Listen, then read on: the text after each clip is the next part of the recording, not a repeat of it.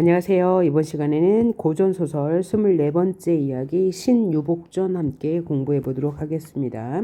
이 소설은 조선 명종 시절이니까 조선을 배경으로 하고 있고요. 따라서 이 영웅은 조선인임을 알 수 있는데, 그럼 어떻게 이 사람이 조선 명종 때는 이제 그죠? 이 임진왜란도 아니고 병자호란도 아니잖아요. 그럼 이때 무슨 일이 있었습니까?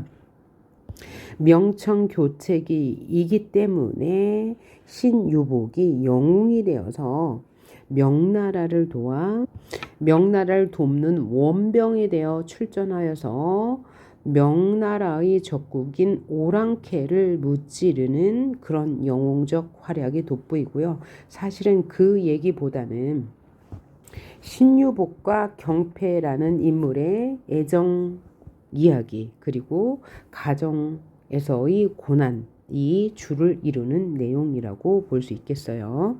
특히 아내의 희생으로 남편을 출세시키고 주인공이 청병 원수가 되어 명나라를 구하는 이야기는 다른 소설과는 차별되는 이야기예요.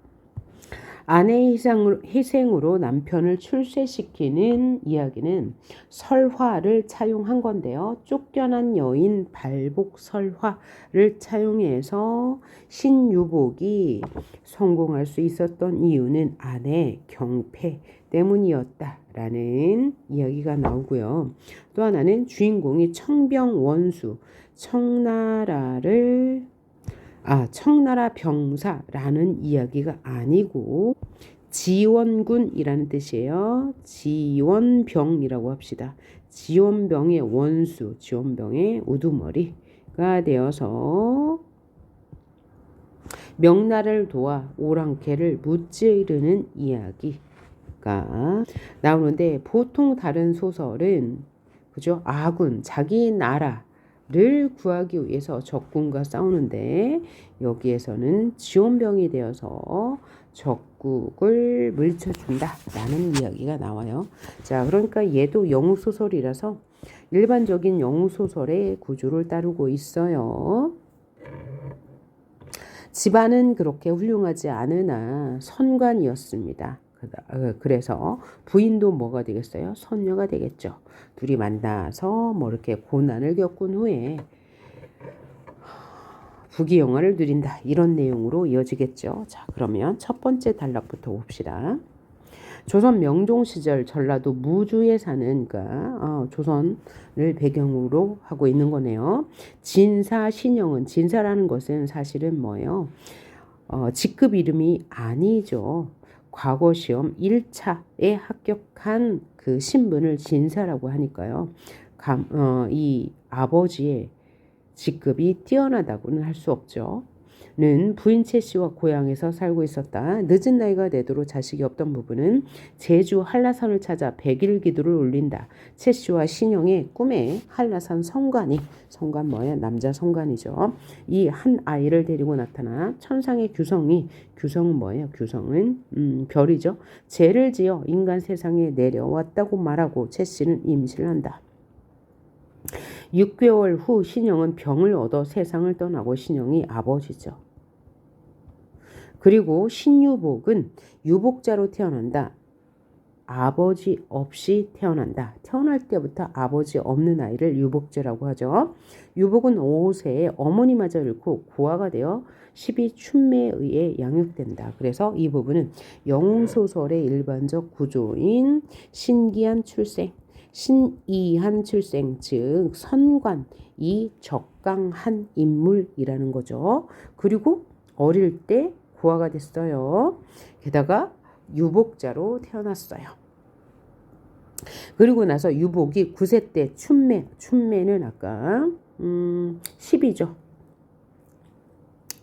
12. 노비 12에 의해서 양육되었는데 12마저 죽게 되자 유복은 유랑하며 걸식하다 기아 모티프 유리걸식하면서 경상도 상주에 이르러 우연히 상주 목사를 만난다. 목사는 여기서 목사는 직책의 이름입니다. 벼슬 이름이에요. 유복의 비범함을 알아보고 호장 이섬을 불러. 호장도 직책의 이름입니다. 유복을 사위로 삼을 것을 권한다. 이섬은 딸이 셋이 있는데 호장 이섬이죠. 막내딸 경패를 낳을 때 꿈에 월궁선녀가 자신을 13년만 양육해 달라고 부탁하는 꿈을 꾼다라고 했어. 그러니까 경패도 선녀인 거죠. 그래서 경패 역시 적강인물임을 알 수 있고, 근데 꿈에 뭐라고 그랬어요? 자신을 13년만 양육해 달라는 꿈을 꾼대요. 그러니까 13년 후에는 부모와 헤어진다라는 이야기가 펼쳐지겠네요. 자, 그래서 이섬이 마지못해 유복을 데려오고, 여기서 이섬은 경패의 아버지죠. 경패는 유복과 혼인하겠다고 나선다. 그러자 온 가족은 두 사람을 쫓아낸다. 유복과 경패는 뒷산 기슭에 움집을 짓고 밥을 빌어먹으며 지내다가 이웃들은 그런 두 사람을 돕는다. 그리고 이섬을 비난한다. 왜요? 이렇게 딸과 그 사위를 쫓아냈기 때문이겠죠. 경패는 유복에게 원강대사를 찾아가 수학하기를 권한다. 공부하기를 권했어요. 8년 후 유복은 과거에 응시하기 위해 상경한다. 과장에서 과거 시험을 보는 그런 장소에서 동서인 유소영과 김평, 그러니까 동서라고 했으니까 부인의 형부가 되겠죠. 유소영과 김평을 만나 갖은 모욕을 당하지만 결국 유복은 장원급제하고 두 동서는 낙방한다. 수원 부사가 되어 상주에 내려간 유복, 바로 이제 직급을 얻었네요. 부사라는 것이니까 벼슬 이름, 직급 이름인 거죠. 유복이 자기와 아내를 천대했던 장인 장모와 처형 동서들을 은혜로 대접하자 이들은 지난 죄를 반성한다. 유교 사상이 나타나 있죠. 유교 사상, 효를 다한다. 그 다음에 형제간에 화목하게 지낸다라는 이야기가 펼쳐지니까요. 유복이 선정을 베풀어 뭐로써 선정을 베풀죠? 아까 직책이 뭐였습니까? 수원부사. 수원부사로서 백성들을 잘 돌보았다. 그것이 바로 선정이죠. 좋은 정치를 베풀어 태평스러운 시절이 계속되자 조정에서는 유복에게 병조 판서를 제수한다. 와, 자, 진급이 아주 빠르죠. 병조 판서라는 것은 꽤 높은 직급이에요. 최고의 직급이죠. 그리고 경패, 즉 경패 유복의 부인이죠. 정렬 부인에 봉한다. 이때 서번, 가달, 몽고 등이 협력하여, 자, 제가 뭐라고 그랬죠? 서번, 가달, 몽고 이런 것들은 다 이렇게 두자, 이음절로 된 것들은 된 나라의 이름들은 오랑캐, 즉 호족이라고 했습니다. 그러니까 이 호족들은 서술자인 조선 사람은 적국이라고 부정적인 대상으로 볼 것이라고 얘기했죠. 등이 협력하여 명나라를 침공하자 명나라가 원병을 청하여 유복은 군사를 이끌고 출정한다. 원강대사는 유복에게 이제 글을 가르쳐준 인물이죠. 자신의 스승인 일양대사에게 도움을 청하라는 편지를 준다. 그러니까 이 일양대사는 아마 명나라에 있는 사람일 거예요. 유복은 일양대사의 도움을 받아 가달과 서번, 몽고의 항서를 차례로 받아요. 그러니까 전쟁에 원병으로 출병하여 승리한 거죠. 그러니까 명나라의 승리는 주로 누구에 의해서 이루어졌다? 바로 유복 때문에 승리할 수 있었다라는 이야기죠. 그래서 중국인들은 철비를 세워 유복의 은덕을 기념한다. 철로 된 비석을 세웠대요. 그래서 은덕, 감사 표시를 한다라는 얘기네요. 유복은 명나라 황제로부터 위국공에 봉해지고, 위국공은 뭐야? 나라에 공이 있는 사람이라는 직함을 받게 되고요. 회군하여 돌아와서 조선에 오죠. 유복과 경패는 3남 1녀를 낳고 부귀 공명을 누리죠. 70세의 벼슬을 사직하고 무주에서 돌아와 지내던 유복은 하늘에서 내려온 성관을 따라 경패와 함께 자취를 감춘다. 왜? 적강인물이기 때문이죠. 자, 주인공 신유복은 천상의 선동이었다가 득제하여 하강했죠. 자, 어릴 때 고아가 되어 유리 결식하다가 상주 목사를 만나서 호장 이섬에 사유가 되나 집에서 쫓겨나고요. 경패, 즉 부인의 권유로 공부해서 과거에 8년 만에 급제하고요. 처가의 인정을 받고 선정을 베풀고 청병 원수가 되어서 명나라를 구한 다음에 부귀영화를 누렸다. 이때 갈등 관계에 있는 것이 바로 서번 가달 몽고, 이것은 집단 간의 갈등이 되겠죠. 전쟁을 치른 거예요. 이들을 그래서 이들에게 항복을 받아내고 철비를 받았다. 그리고 명나라로부터 우이국공에 봉해졌다 라고 이야기했죠. 이경패는 부인으로서 호정 이섬의 셋째 딸이죠. 신유복과 혼인하고 집에서 쫓겨난 뒤에 가난하지만 유복과 사랑하며 살아가고 하죠. 그리고 신유복에게 공부할 것을 권하여서 과거에 급제했어요. 쫓겨난 여인 발복설화를 이용한 거죠. 그리고 호장 이섬과 가족들은 이경패와 신유복을 괄시했죠. 무시했어요. 그러나 신유복이 급제한 뒤 자신들을 은혜로 대접하자 지난날을 반성합니다. 그리고 신유복을 조력하는 인물 세 사람이 나오죠. 맨 처음에 상주 목사는 신유복의 비범함을 알아보고 호장 이섬에게 사위를 삼을 것을 권하죠. 그 다음 원강대사는 신유복이 과거에 급제하도록 공구를 가르치고요. 일양대사는 원강대사가 소개한 인물로 일양대사의 도움을 받아서 명나라를 구하고 위국공에 봉해지게 되죠. 자, 이 소설은 인물관계가 많이 복잡하지 않아서 읽기에 좀 쉬울 거예요.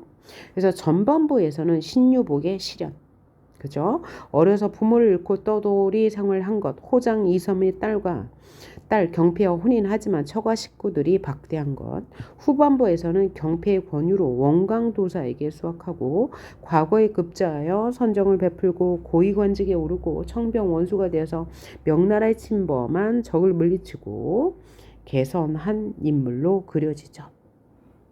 자, 갈등 관계, 개인적 갈등은 누가 있었어요? 호장 이섬과 부인, 즉 장인 장모에게 괄시를 받은 것, 그 다음에 경패의 언니와 그 남편들에게 무시받은 것이 개인적 갈등이죠. 그래서 집에서 쫓겨나는 것.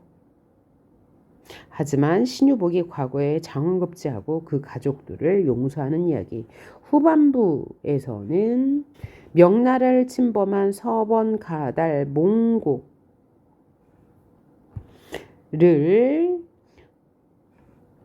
원병이 되어 무찌르게 되는데 이때 또 조력자가 있었죠. 일향대사의 조력을 받아서 그들을 물리쳤다.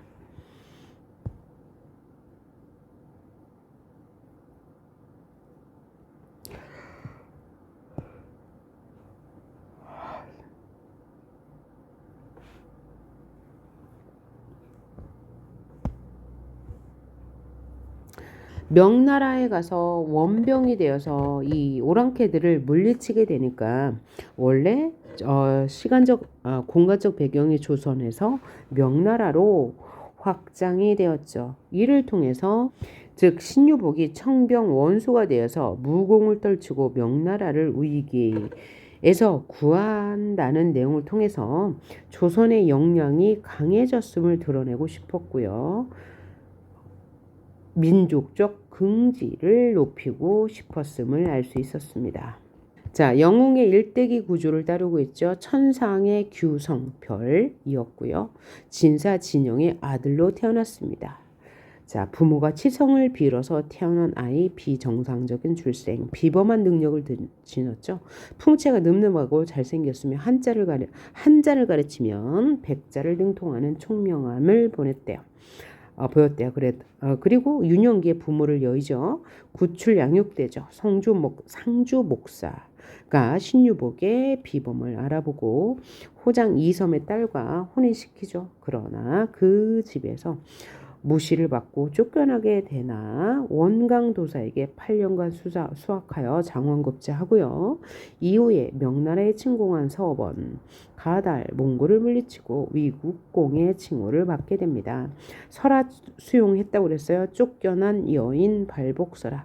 누구한테 쫓겨났죠? 가족에게 쫓겨난 여인이 남편을 출세시킨다는 내용의 설화를 차용했습니다. 그래서 경패가 신유복과 혼인하여서 아버지 이섬에게 쫓겨난 후에 신유복을 공부시켜서 과거에 급제하도록, 즉 입신양명하도록 도운 이야기. 그리고 적강 모티프, 신유복과 그의 부인 경패는 천상계 인물이었는데 지상으로 내려와 수명을 다하고 다시 천상으로 돌아갔다는 이야기죠.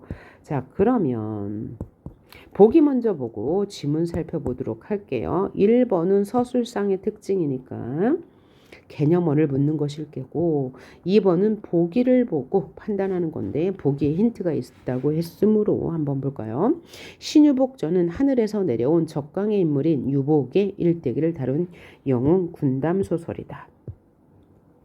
이 소설에서는 쫓겨난 여성이 남편을 출세시키는 이야기, 쫓겨난 여인 발복설화가 수용되어 있다.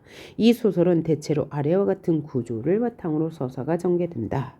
자, 그러면 선지 판단과 요 내용은 이따 지문을 읽고 나서 판단해 보도록 하고요.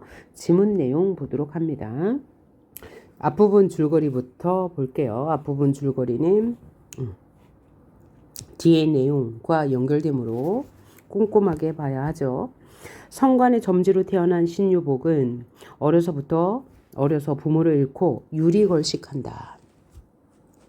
웃음 모티프, 기아 모티프가 들어가 있다. 또 유복의 인물됨을 알아보는 성주 목사는 조력자죠. 호장의 딸 경패를 유복과 혼인하게 한다. 그러나 유복은 가난하다는 이유로 호장 부부, 경패의 두 언니, 그 남편 유수연, 김평의 미움을 받고 다 부정적 인물이죠. 경패와 함께 쫓겨난다. 적강 모티프와 기아 모티프 활용되고요. 전개 부분 볼까요? 해는 서산에 걸렸다. 처녀가 저녁 연기를 쫓아 밥을 빌러 나섰다. 그러니까 여기서 처녀는 바로 경패가 되겠죠. 유복이 처녀와 마을로 들어가 밥을 빌어먹고 유리걸식하는 거. 방앗간을 찾아가 거적을 얻어다 깔고 둘이 마주 누워 팔을 베고 누워 같이 자니 신세가 궁했다. 매우 가난했다. 유복은 활달한 영웅이요. 처녀 역시 여자 중에 군자였다. 인물됨이 좋았다라는 얘기죠. 고어에 흥이 다하면 슬픔이 오고 괴로움이 다하면 즐거움이 온다고 하였는데 하늘이 어찌 이 어진 사람을 공궁 속에 던져주시겠는가. 이건 서술자의 말이죠. 서술자의 개입이요. 인물에 공감하는 내용. 인물, 등장인물의 인물의 처지에 공감하는 내용이다. 그리고 흥이 닿으면 슬픔이 오고 괴로움이 닿으면 즐거움이 온다. 사자성어 흥진비례 고진감래라는 말을 쓸 수 있겠네요. 처녀도 유복의 늠름한 풍채와 잘생긴 용모를 대하니 정이 깊이 들었다. 그러므로 고생을 어찌 한탄할 것인가. 고생을 한탄하진 않았다라는 얘기죠. 둘이 정이 좋았기 때문에, 사이가 좋았기 때문에 이튿날 밥을 빌어먹고 처녀가 유복에게 말했다. 슬프도다. 처녀의 말.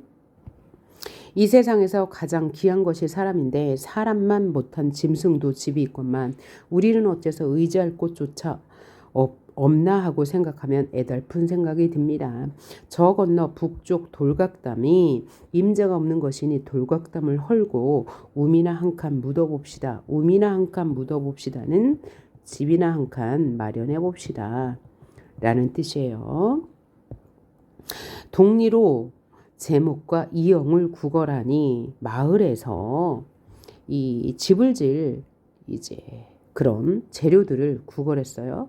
사람들이 불쌍히 여겨 서로 다투어가며 주었다. 처녀가 유복과 더불어 움을 묶고, 그러니까 이제 집을 짓고 거적을 얻어 깔고 밥을 빌어다가 나눠 먹고 그 밤을 지내니 마치 커다란 저택에서 좋은 음식을 먹는 것 같이 흐뭇하였다. 가난하지만 마음은 만족스러웠다라는 이야기죠.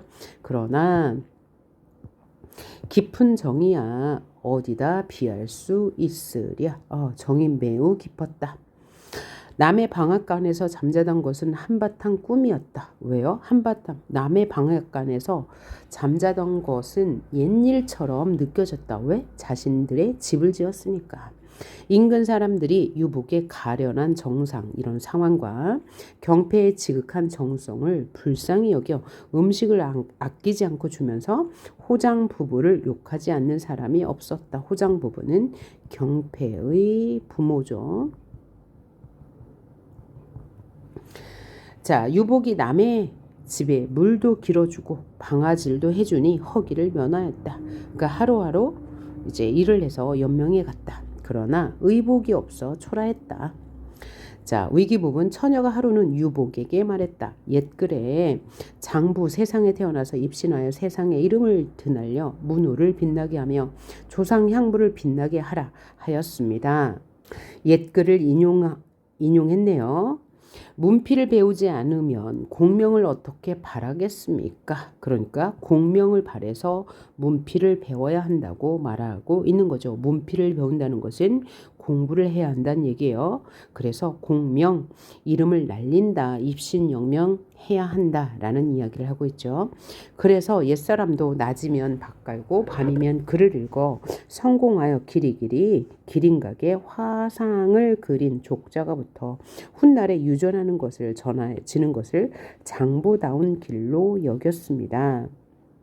자, 여기서 기린각은요.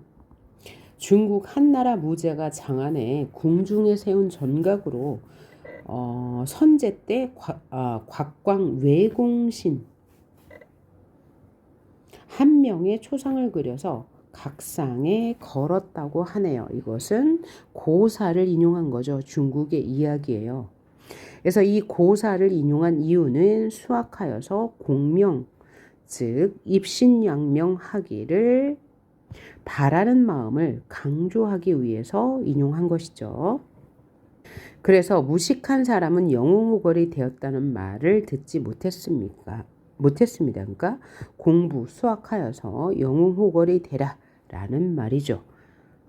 그랬더니 유복이 처녀의 말을 듣고 감동되어 말하기를 내 어려서 글자나 읽었지만 어찌 이런 마음이 없겠소마는 글을 배우려 한들 어디서 배우며 책 한 권도 없으니 어쩌겠소. 배울 사람도 없고 책 한 권도 없다라고 얘기해요. 또한 장차 외로운 당신은 세 가지 이유가 있네요.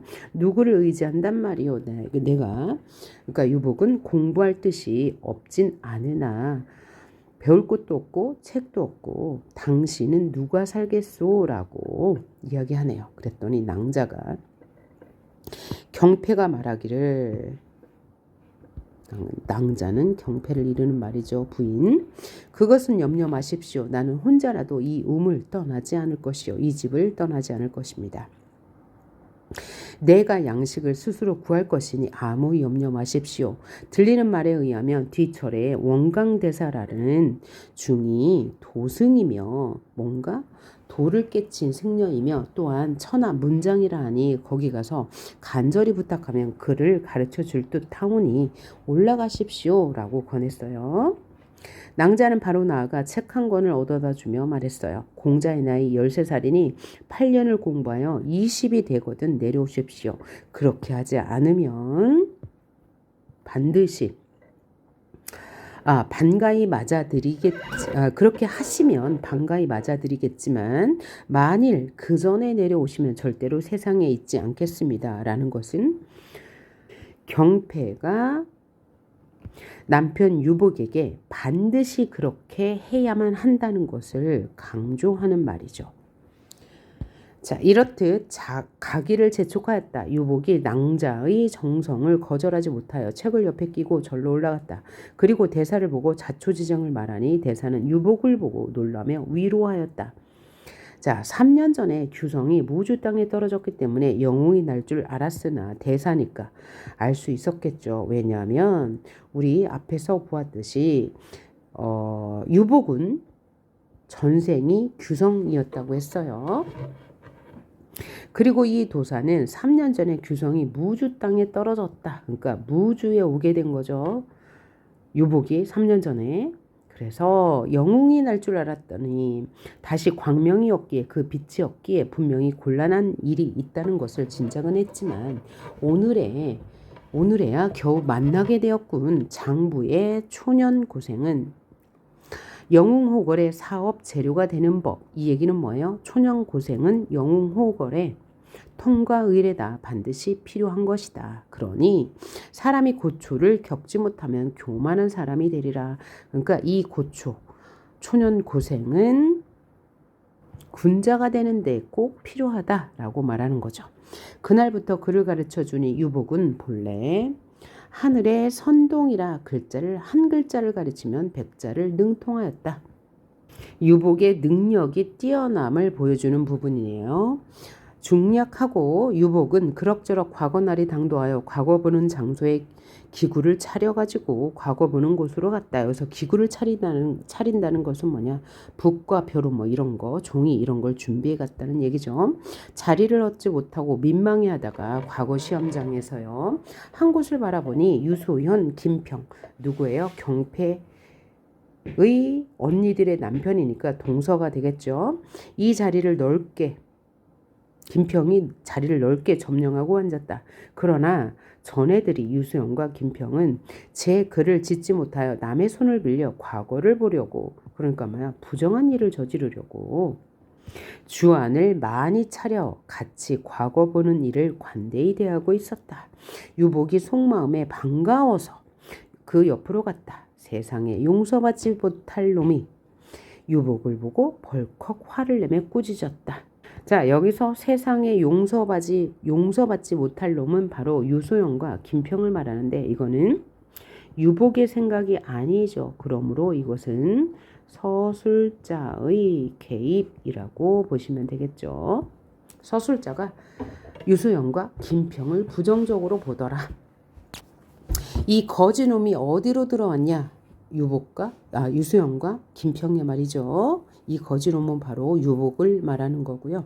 저놈을 어서 잡아내라. 사람이 많이 모인 것을 보고 쫓아왔으니 빨리 잡아내 하면서 박대하고 있나요. 눈앞에서 썩 없어져라. 유복이 분한 마음을 먹고 다른 곳으로 가서 헌 거적을 얻어 깔고 앉았다. 이윽고 글 제목이 내리 걸렸다. 유복이 한번 보고 한숨에 줄기차게 썩 내려가서 순식간에 제일 먼저 바치고 여관으로 돌아와 방 붙기를 기다리고 있었다. 그런데 유수연, 김평 두 동서는요. 두 놈이 겨우 남에게 글장이나 얻어보고는 방 기다릴 염치가 없었던지 곧 출발하여 내려갔다라고 했으니까 두 놈이 겨우 남에게 글장이나 얻어보고는 방 기다릴 염치가 없었던지라고 하는 것은 여기도 서술자의 개입이라고 하면 되고요. 곧 출발하여 내려갔다. 컨닝했으니까요. 그죠? 부정한 일을 저질렀으니까 바로 내려갔다는 얘기예요. 이때 호장 부부와 경옥, 경란이 반기며 호장 부부는 경패의 부모, 경옥, 경란은 두 언니겠죠. 나와 영접하여 술상을 차려놓고 술을 권하니 그 두 놈이 널리 친구를 청하여 흥청댔다. 이때 경패 그 두 사람이 과거에 갔다가 무사히 돌아온 것을 알고 행여나 낭군 유복이죠. 유복을 과거 보는 장소에서 만나보았는가 궁금히 여겨 소식을 들으러 갔었다. 마침 흘러나오는 소리를 들었다. 유소현 김평이 바깥 사랑에서 호장이 이제 아버지겠죠. 유복을 과거 보는 장소에서 만나 끌어 쫓아냈다. 이거는 뭐죠? 인용한 거예요. 그들의 말을 간접 인용. 한 거죠. 을 하는 말을 하니까 호장이 듣고 큰 소리로 그 놈을 잘 박살냈네 하고 또 손뼉을 치며 말했다. 자, 경패 가족들이 여전히 유복을 무시하는 모습을 볼 수 있죠. 이때 낭자는 그 짓거리는 말을 듣고 낭군이 과거 보는 장소에 무사히 간 것을 기뻐는 했으나 그 두 놈의 소위를 생각하며, 여기서 그 두 놈은 형부들일 거예요. 유수영과 김평. 소위 행동을 생각하면 괘씸하게 짝이 없다. 몸집으로 돌아와 탄식하면서 혼자 말하기를, 세상에 몹쓸 놈도 있구나. 낭군이 유복이 타인과 달라 찾아갔으면, 타인과 다르다는 얘기는 가족관계라는 얘기죠. 자, 함께 과거를 볼 것이지 도리어 많은 사람 앞에서 모욕을 주다니 낭군인들 오죽이나 분통이 터졌나 하면서 낭군을 걱정하네요. 겨죽을 쏘아 먹고 먹으려 하나 목이 메어 못 먹고 하늘을 우러러 축원하였다. 유유히 공중 높이 솟아있는 1월 해와 달은 굽어 살피소서. 낭군의 몸이나 무사히 돌아오게 하여 주옵소서. 낭자는 몹시 서러워하였다. 유복이 궐문 밖에서 기다리고 있었다. 장면이 바뀌었죠. 이날 전하께서 시험관을 데리고 글을 고르시더니 갑자기 유복의 글을 보시고 칭찬하셨다. 이 글은 망고의 충효를 겸하였으니 만장 중에 제일이라. 그죠? 여러 글 중에 최고다. 급히 비밀이 봉한 것을 뜯어보시고 전라도 무주 남면 고비촌에 사는 신유복이라고 써 있었어요. 그래서 장원랑의 신유복을 대궐에 입시시키라고 하교, 명령을 전달하는 전명사알에게 하교하셨다. 명령하셨다. 그래서 이 부분은 소설의 전반부죠. 그래서 가족들에게 무시당하는 장면과 부인 경패의 도움으로 과거를 준비해서 급제하는 장면이 이어졌습니다. 자, 그러면 2번 먼저 풀어볼게요. 자, A가 적강한 남성 주인공이 태어났다는 얘기예요. 자, 선지 판단해보면 선지 1번, 규성이 무주 땅에 떨어져서 영웅이 난 줄 알았다는 원강대사의 말에서 유복이 적강한 인물임을 알 수 있다. 맞죠? 그 다음에 두 번째가 비천한 처지의 남성 주인공이 뛰어난 품성을 지닌 여성 주인공과 인연을 맺죠. B부분, 떠돌아다니는 처지였던 유복이 여자 중에 군자인 경패와 부부 사이가 되었다. 그래서 서로 사랑하며 살아간다. 내용 연계되죠. 그 다음 C부분, 자, 주인공들이 친지에 의해 쫓겨나 고난을 겪는 부분입니다. 호장 부부에게 쫓겨나고 인근 동네 사람들에게 조차 외면을 당한다라는 것이 틀렸네요. 인근 주민들은 그를 도왔죠. 유복 부부를. 그래서 움집에서 공공하게 사는 건 맞지만 인근 주민들에게 도움을 받았으므로 얘는 틀린 말. 그 다음 D를 보니 여성 주인공의 뜻에 따라 남성 주인공이 수확했다라는 내용 판단해 볼게요. 20이 될 때까지는 절에서 내려오지 말라는 경패의 뜻에 따라 유복이 원강대사에게 글을 배우는 장면 맞고요. 그 다음 2, 남성 주인공이 시험을 통과해 입신 출세함, 입신 양명함이라는 내용이죠. 유복이 과거 시험에서 뛰어난 실력을 발휘하여 맞고요. 장원급제하고 전하의 명령으로 대궐에 입시하게 된다. 맞는 말이 되겠네요. 자, 그러면 문제 1번 풀어봅니다. 이 글의 서술상 특징으로 적절한 것은 우리 개념어를 묻는 문제죠. 1번, 회상을 통해 사건을 역순내는 거죠. 무조건 안 나와요. 고전소설에서는. 그 다음 선지 2번, 급격한 장면 전환으로 사건의 환상성을 부각하고 있다라고 했는데 사건의 환상성 없고요. 여기는 기이한 이야기가 전혀 없죠. 급격한 장면 전환도 없습니다. 3번, 시대적 배경을 요약하여, 시대적 배경을 요약한 거 없고요. 또 스토리를 요약한 부분도 없죠. 그래서 사건의 인과관계를 밝히고 있다. 전혀 얘가 없으니까 얘도 없는 거예요. 4번, 장면마다 서술자를 교체하는 것은 어떤 소설에도 없어요. 그러나 서술자를 교체하는 건 현대소설에서 간혹 볼 수 있죠. 서술자가 교체되는 것은 1인칭 시점에서 3인칭 혹은 3인칭에서 1인칭으로 교차되는 것도 있고 같은 1인칭 시점일지라도 주인공이 바뀌는 경우도 있죠. 하지만 고전 소설에서는 전혀 서술자 교체가 없고 100% 3인칭 전지적 작가 시점인 것. 그 다음 선지 5번 서술자가 등장인물이나 사건에 대한 자신의 생각을 직접 드러내는 것을 뭐라고 그래요? 편집자적 논평, 서술자의 개입. 2.